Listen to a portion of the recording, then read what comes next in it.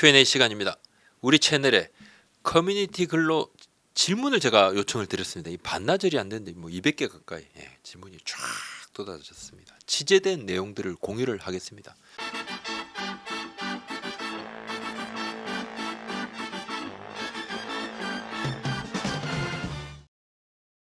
플러코 켈리 재계약에 대한 현장 프런트 의향이 궁금하네요. 팀쇼님도 4569님. 플러코 그대로 끌고 가는 건가요? 플루코 선수 부상이 4, 6주죠. 현재로서는 포스트 시즌에 뭐 올 가능성이 높습니다. 정규 시즌 조금 어렵다. 구단은 회복 상태를 좀 지켜봐야 된다. 그런 입장인데 뭐 안 좋아요. 좋지 않습니다. 구단이 좀 속이 상하죠. 어떤 외국인 투수들의 재계약 관련해서 시즌 마치고 좀 굳혀야 되는데 긍정적이지 않아요. 올 시즌 앞둔 선수의 뭐 재계약이다 보니까 지금 시즌이 남았잖아요. 가을 야구 던져줘야 되니까 뭔가 뭐 명확하게 말을 좀 안 하지만 켈리 선수는 뭐 나이도 있고 구위도 조금 떨어지고 하니까 올해도 그냥 고민이 많았습니다. 그죠? 도중에 교체를 해야 되느냐 말아야 되느냐 이런 고민들이 좀 있었습니다. 그래서 뭐 다들 어느 정도 예상을 좀 하고 구단도 뭐 굳이 부인도 안 합니다. 근데 플로코 선수는 매년 시즌 막판에 조금 들어 눕는다 뭐 그런 표현. 그러니까 뭐 선수가 좀 아프기도 하고 뭐 안 아픈데 갑자기 뭐 아프다 이렇게. 그래서 지금 뭐 플로코 선수 별명은 꾀로코 뭐 이렇게 우리 채널에도 꾀로코가 그랬습니까 부장님 뭐 이랬는데 뭐 안 아픈데 이렇게 꾀를 부리고 그러진 않는 것 같지만 부상은 맞는데 하지만 전체적인 분위기는 막 선수가 막 엄청 열정적이다 뭐 적극적이다 뭐 좀 그런 느낌은 또 아닌 부분이 좀 있고 올해 사실 시즌 초반에 중반에 잘해줬죠. 그냥 잘해준 부분은 그 부분대로 타 구단의 스카우트 담당자는 조금 다른 이야기를 하더라고요. 플루코를 LG가 포기하기가 진짜 쉽지 않을 거다. 이만한 선수 찾기 어렵다. 왜냐하면 지금 마이너리그의 5점대 평균 자책점 투수들이 수두룩한데 어떻게 데려와 고민이 될 거다 이렇게 이야기를 했었어요. 저 오늘 오전에 체크한 타 구단의 스카우트 담당자입니다. 미국에 가 있는. 근데 LG는 지금 분위기가 좀 안 좋아요. LG는 내부적으로 외국인 투수들에 대해서 분위기가 그렇게 좋진 않아요. 뭐 가을 야구에서 완전히 미친다 그러면 이야기가 달라질 겁니다. 뭐 팀 우승에 지대한 뭐 공헌을 세웠다. 얘기 달라지죠. 여튼 LG는 모든 가능성 열어두고 외국인 시장 출시를 하고 있습니다. 연경혁 감독은 켈리, 플러커 이 두 선수 모두 지난해 그러니까 올 시즌 들어가기 전에 교체 요구를 했던 게 맞아요. 근데 구단도 선수를 뭐 아무래도 감독이 바꾸자 했으니까 바꿨으면 하니까 찾았죠. 근데 외국인 시장 풀이 나빴죠. 결국은 같이 가게 됐고 또 뭐 올 시즌 후에는 이런 현장의 요구에 대해서 조금 더 생각을 하겠죠. 지금 마이너리그가 9월 초에 끝납니다. 각 구단 스카우트들이 다 출장 가 있습니다. 마이너리그가 지금 극심한 타고 투자. 투수들이 너무 안 좋아서 뭐 이 부분도 조금 있겠지만 투수난도 있지만은 미국의 공인구 반발력이 너무 크다. 그런 이야기가 공통적으로 나옵니다. KBO 리그에서 뛰고 있는 외국인 타자들이 몇몇은 구단 프런트에 물먹은 공을 치는 것 같다. 이런 이야기를 했다고 그래요. 실제로.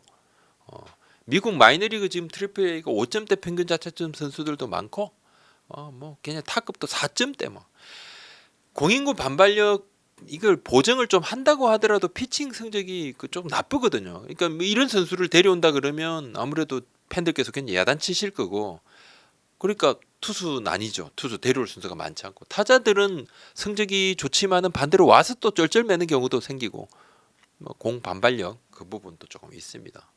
외국인 타자들 말이 아무래도 우리 KBO 리그는 굉장히 공이 잘 안 나간다 이야기를 많이 하고 무엇보다 조금 변수는 이제 일본 부분인데 일본의 외국인 선수들 중 외국인 타자들이 올해 성적이 너무 안 좋습니다.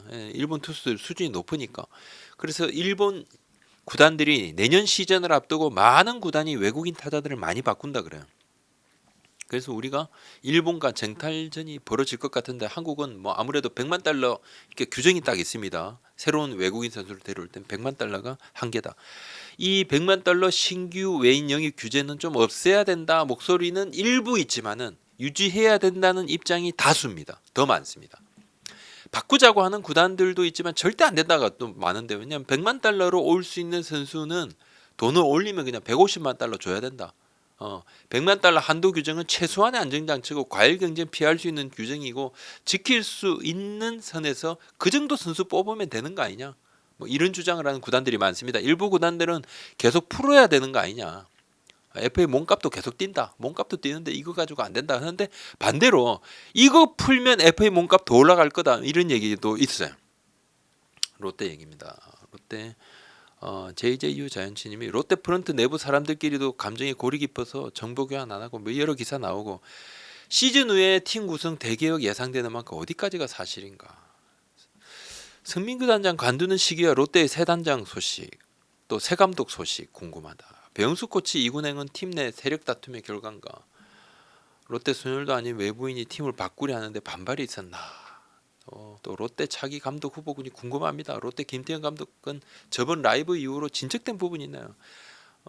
제가 앞서 김태형 감독을 영입을 하려고 하면 팀 내 이견이 있을 수 있다 했는데 실제로 반대 기류라기보다는 여러 장단점에 대한 논의이고 김태형 감독이 상당히 오면 팀에 뭔가 큰 변화 그다음에 긍정적인 영향을 미칠 수도 있다 이런 논의가 좀 주류인 것은 맞습니다.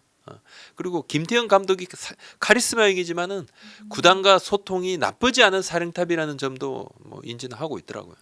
이야기되는 후보군은 지금 아주 많지는 않습니다. 초반에 많이 이야기 나오는데 스스로 자가 발전해서 나 좀 후보군의 이야기를 좀 해줘 이렇게 하시는 전직 감독님들도 조금 일부 계신 걸로 알고 있고 그런 분들 조금 많이 제외하면 많지는 않습니다. 후보군이 지금. 근데 롯데의 큰 기조는 커리어 있는 감독을 좀 영입을 하려고 하는 부분이 있어요. 이종훈 감독 대행의 정식 감독 가능성은 올 시즌 남은 경기 성과에 따라 판단을 받을 겁니다. 받을 건데 아주 유력하다 절대 그렇지는 않고 그때 감독 경험이 적은 후보군보다는 감독 경험이 있는 사령탑 그리고 승리 경험이 좀 많은 감독을 더 유심히 보고 있습니다. 프런트 내부에서 일정 부분 이러한 그 기조 여기에 대해서는 공감대 형성이 좀 되어 있는 것으로 봤고 김태형 감독 유력한 후보 맞아요.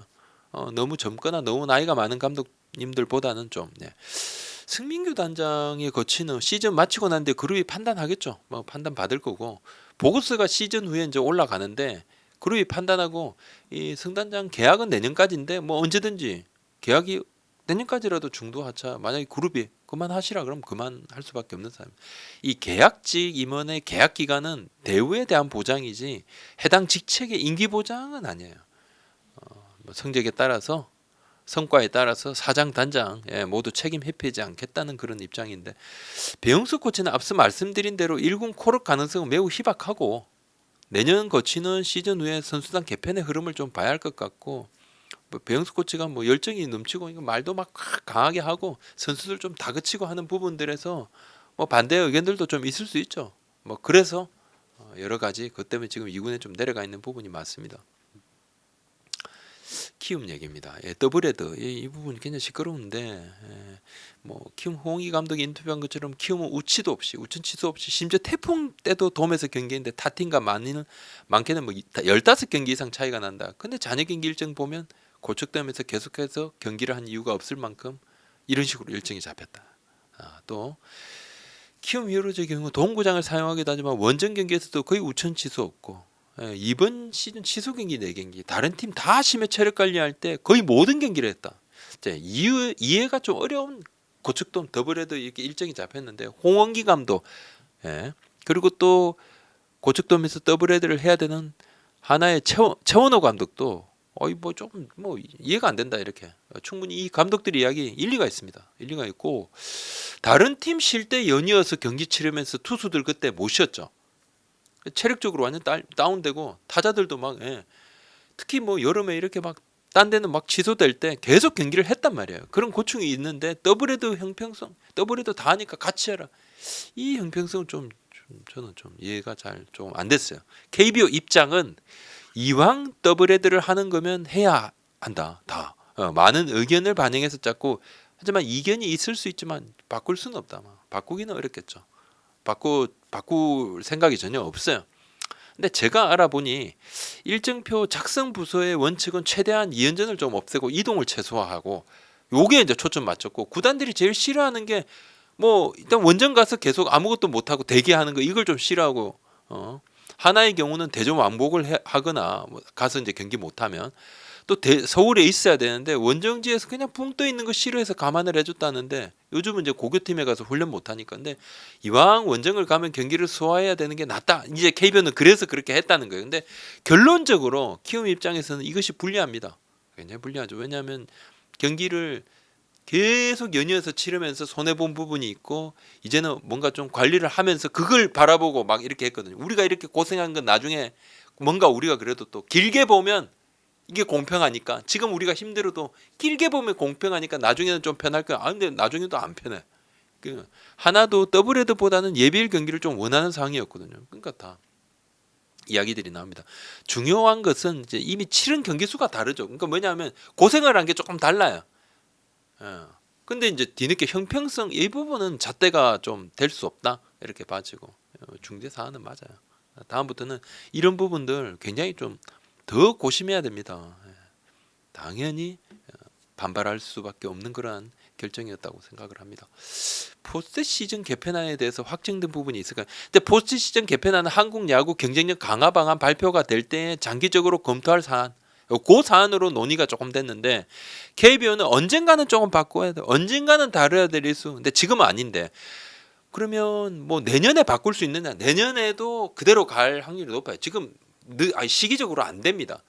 내년 개편을 한다 하더라도 지금 논의해도 이제 불가능하고 내년이 아니라 2024년이 아니라 2025년에 가을 야구 제도 개편을 생각을 해도 지금부터 이제 해야 되는데 무엇보다 근데 좀 이건 정지택 전 총재는 뭐 6강 플레이오프까지 이야기했잖아요. 그러니까 누가 의지를 가지고 이렇게 막 밀어붙인다면 몰라도 지금은 이제 그런 상황은 아니고 논의는 할 수는 있는데 6강 플레이오프는 절대 아닙니다. 6팀은 다 이건 너무 많다. 가을 야구 6팀 가는 거 이건 말도 안 된다. 10팀에서 이야기를 하고 5팀이 올라가는 현재 제도상에서 가을 야구 경기 수를 조금 더 어떻게 하면 늘려볼까 이 논의를 하는 거고 여러 방안이 좀 거론이 되고 관건은 정규 시즌 경기 수는 좀 줄이는 게 요게 맞물려 있습니다.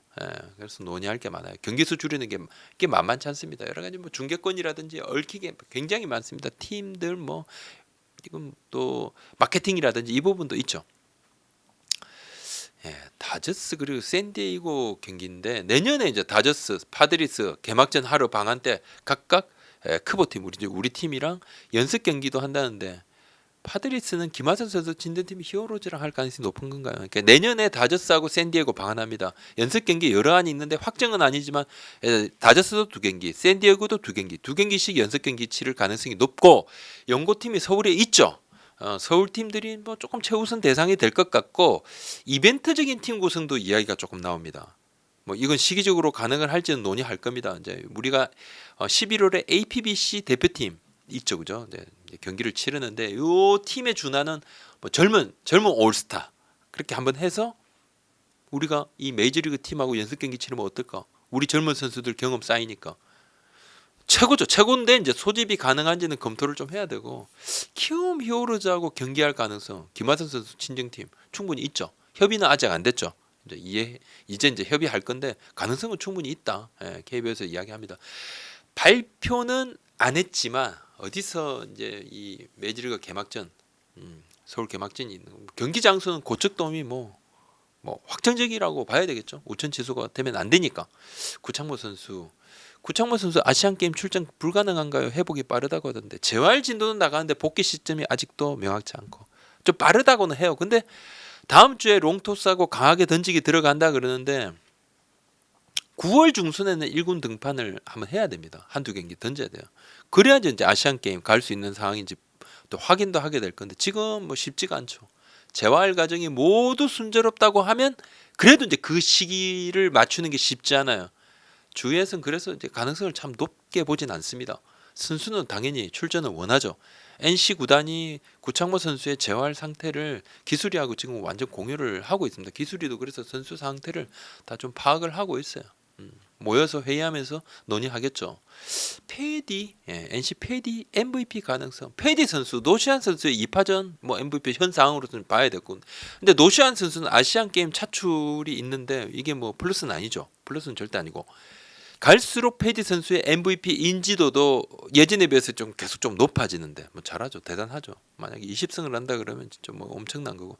근데 내년 재계약은 패디 선수의 재계약은 좀 장담 못하는 상황입니다.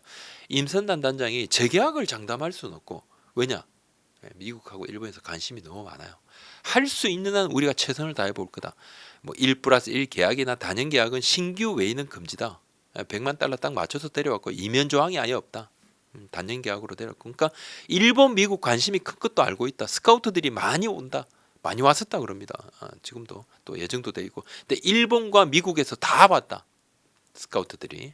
우리는 우리의 최선을 다할 것이다. 재계약을 위해서 열심히 최선 다하겠다. 그 이야기입니다.